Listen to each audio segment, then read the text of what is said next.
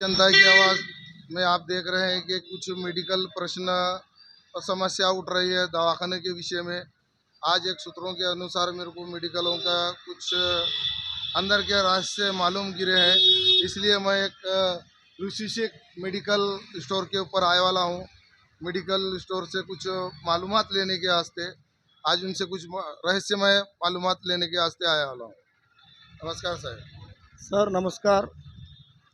मी रामविलास रामूलाल नावंदर, लातूर जिल्हा retail chemist संघटनेचा जिल्हाध्यक्ष असून गेल्या 28 वर्षापासून मेडिकल दुकानचा व्यवसाय करतो. पण गेल्या बऱ्याच काही दिवसापासून हा मेडिकलचा दुकान म्हणजे असं झालं आहे, पैसे टाका डॉक्टरला आणि मेडिकल लावा, आम्ही लिहून देतो एक, तुम्ही विका बिंदास. आज समस्या अशी झाली आहे की डॉक्टर चिठ्ठीवर काय लिहितात ते पण माहीत नाही.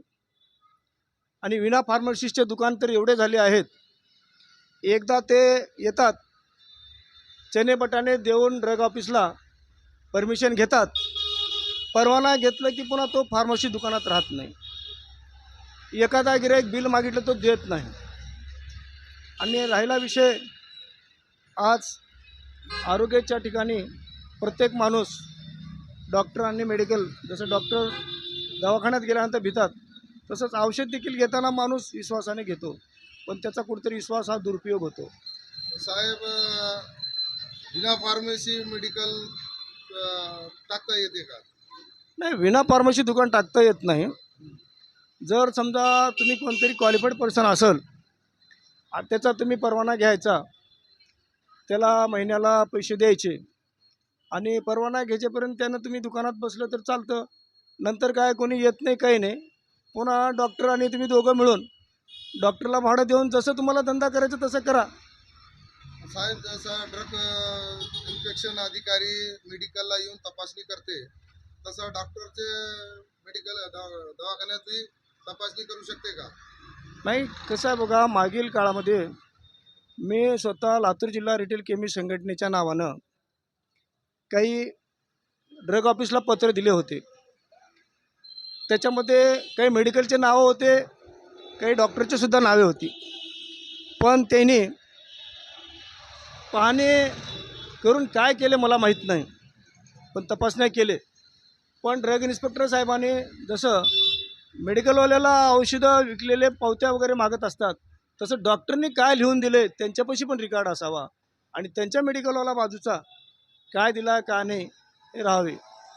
आणि गेले 28 वर्षापासून मेडिकल दुकान करत असताना पूर्वी काय होतं की नैतिकता होती, जिम्मेदारी होती. आज कोणताही नवीन व्यक्ती येतो, डॉक्टरला आम्हाच भाडं देतो आणि शेजारच्या मेडिकलला उपटून पळतो आणि काय लिहितो का नाही त्याचे तुम्ही अक्षर वगैरे बघितलं असताल. त्याच्याबद्दल मी मेडिकलसोबत एक पत्रकार म्हणून बी अनेक बातम्या लिहिले, अनेक लोकांना माहिती दिली, पण त्याचा काही पुरेपूर फायदा होत नाही. नाही साहेब, मी परवा दिवशी एका आमच्या मित्राचे मिसेस आजारी झाले होते, पण ते डॉक्टरने चिठ्ठी लिहिली, पण ते मेडिकलला कुठं सापडलं. नंतर मी जाऊन डॉक्टरला विचारलो, साहेब हे औषध भेटना गेले, पण ते स्वतःमधून काढून दिले. हे का भानगड होती? नाही, असं झालं आहे बघा, सध्या डॉक्टरची जी दिशा आहे, एकतरी मेडिकलवाला, मी मागे विनंती केली होती साहेबांना की साहेब फार्मसिस्ट हा कोण आहे तेच कस्टमरला माहिती होत नाही. त्याच्यासाठी एक ॲप्रॉन कंपल्सरी करा, एक आयडेंटिटी कार्ड कंपल्सरी करा, दर्शनी भागात त्यांचे प्रमाणपत्र लावा, दुकानावर केमिस्ट अँड ड्रगिस्ट असे लिहा, पण त्याचा काय पुरेपूर फायदा होत नाही. मलाच साहेबांनी सांगितलं की तुम्ही तुमच्या संघटनेकडून तुम्ही तरी सुरुवात करा. पण मी जर माझ्या संघटनेकडून करत असतो तर मला सांगायचा प्रश्न येत नव्हता. आणि राहिला विषय, दुसरी गोष्ट म्हणजे काय बघा, आज अनेक डॉक्टर, उदाहरणार्थ घ्या, हा आय विषयक लिहिले, दवाखान्याच्या बाजूला काय असते म्हटलं तर हे आय विषयची किंमतच आहे 20 ते 30 रुपये. जास्तीत जास्त किंमत राहायला पाहिजे 150 रुपये. पण जे मोठे मोठे भाडे जास्त दिलेले त्यांनी 250-300 MRPचं माल ठेवतात आणि डॉक्टरना पण ब्रँड लिहत नाही. दुसरा, हे सलाईन लावताना इंट्राकॅट आहे, हा इंट्राकॅट ह्याची किंमत तर फार कमीच आहे. पण दवाखान्याच्या शेजारी आणि डॉक्टर बी काय करतो, अर्जंट म्हणतो.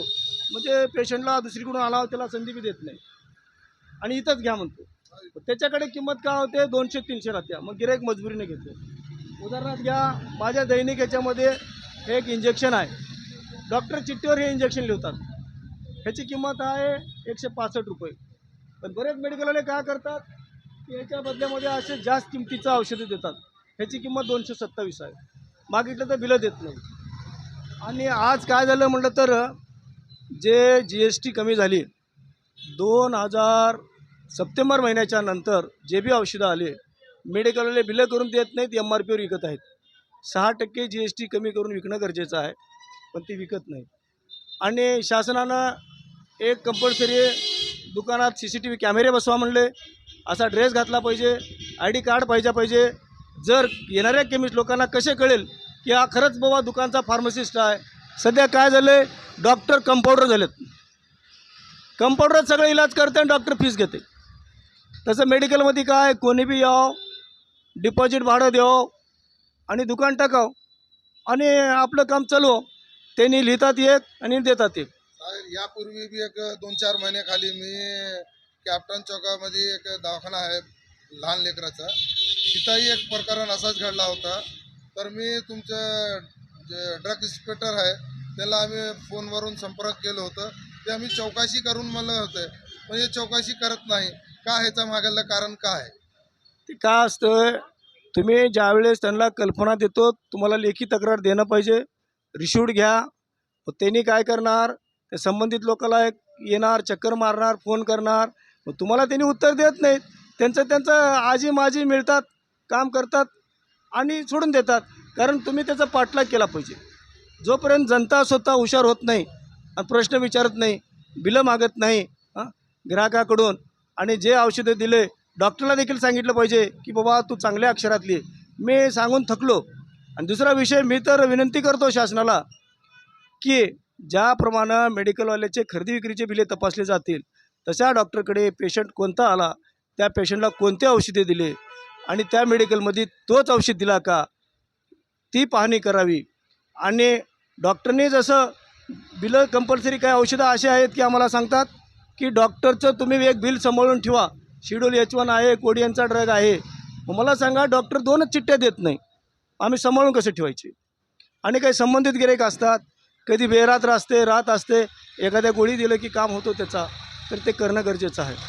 तर मी सगळ्या लातूर जिल्हा रिटेल केमिस्ट संघटनेच्या वतीनं सांगू इच्छितो की सर्व केमिस्टना, आता तुम्ही स्वतः व्यवसाय जर करत असाल तर डॉक्टरांची मर्जीच्या आत हांजी करून विनाबिलाचे देऊन किंवा सबस्टिट्यूट देणे कुठेतरी बंद करा.